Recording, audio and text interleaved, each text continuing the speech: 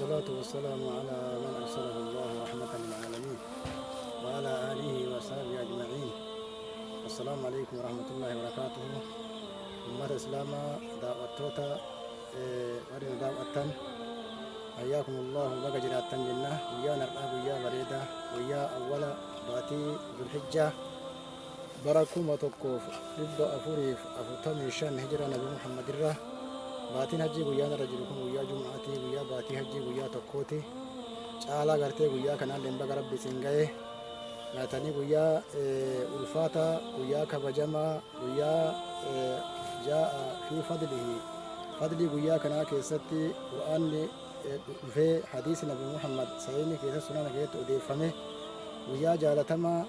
rabbiin ashrii zulhijjaa kana keessatti gartanii fadlii isaatii fi rabbiin kakateeni والفجر وليال عشر ربين كنا فجر ككد بري كل يوم ككد كن جلفا باتي هجي ككد يعني علماء تفسيره الدون عشر ذي الهجرة تفسرها ربي قويا كان إسنجاي قويا بريدا كان إسنجاي قرتني فارون كربي كناتي قويا كن قرتني قويا فضلي قداك أبو قويا خيري قداك أبو رسول ربي صلى الله عليه وسلم حديث سينيتي ما من أيام العمل الصالح فيه أحب إلى الله guyyaa intaana jedhan ka dalagaan bareedduun gama rabbiitti jaalatamtu guyyaa kanarra jedhan guyyaa baatii hajjii guyyaa kunyaffaa kanarra guyyaan jaalatamaa ta'e hin jiruu jedhan rasuuli sallallahu alaihi wasallam qaaluu yaa rasuulallahi wal jihaad yaa rasuula rabbii jihaanni illee moo jedhanii gaafatan sahaabaan jihaanni illee ittiin qixxaa'uu jedhan rasuuli rabbii sallallahu alaihi wasallam eenyu malee illaa rajulun kharaja binafsihi wa maalihi nama gartee qabeenya isaatiin bahee nafsee isaatiin bahee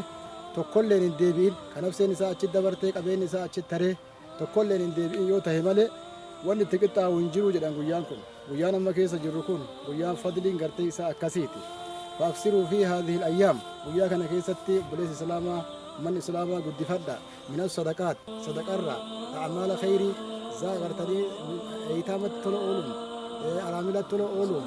guyyaa kana keessatti sooma guddisa guyyaa kana keessatti sadaqaa guddisa guyyaa kana keessatti istighfaara guddisa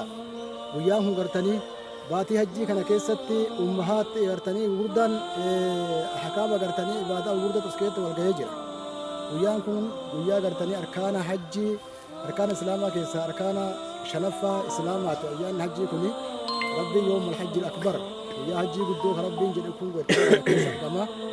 a'maalli hajjii gurguddaan as keessa dalagama guyyaan arafaa as keessa jira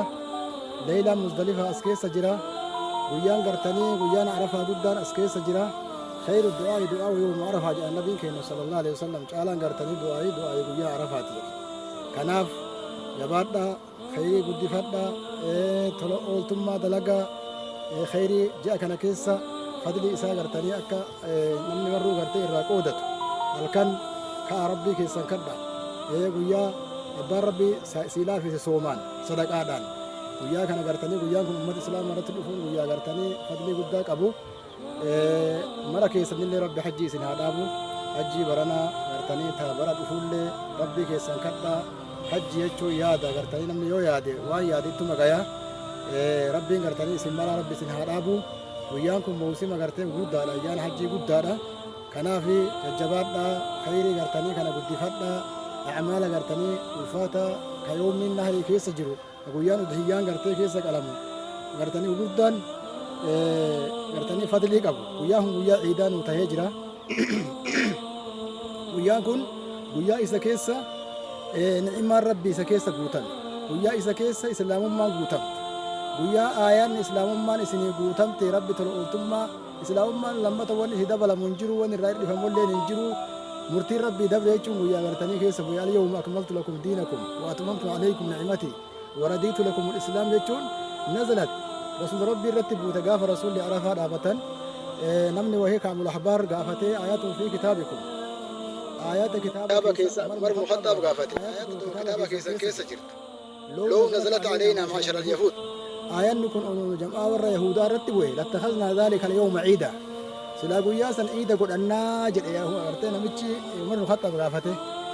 أي آيات هي آيات نسون كم جنان اليوم أكملت لكم دينكم وأتممت عليكم نعمتي ورديت لكم الإسلام دينا جنان مال جري آيات سن بكتبوت بينا قيان سن لين نوف قيا عيداتي guyyaan sun guyyaa nuu iidaati jedha guyyaa gartanii رسول ربي صلى الله عليه وسلم حج رسول ربي سن عرفة هذا اليوم أكملت لكم جيتشون رسول ربي كعرفة الآبة نزلت في عرفة بعد العصر قويا قرت يوم عرفة كيس بوته ربي قرت تلو ثم نعمة قد نور تلو أولي بقى ربي سنين جاي أيام ذي الحجة باور ربنا كبره جري سنين جنة كنافي ججبات أبا كجر تنت خيري دلقتنا الراقتنا تلو ثم دلقا الله كيسني تلو أولا إيتامة تلو أولا caalaan mana yataamaan keessa jirtuu jedhanii yataamat tola oolaa keessa yaadadha ji'a kana keessa farataniimu fi hadhiil awqaata kana keessa gartanii carraaqadha jabaadha isinin jenna kanaafi dhaamsa gabaabaa yeroo tanaaf gaatee hagana isinii dabarsina wabillaahi tawfiiq assalaamu alaykum wa rahmatullaahi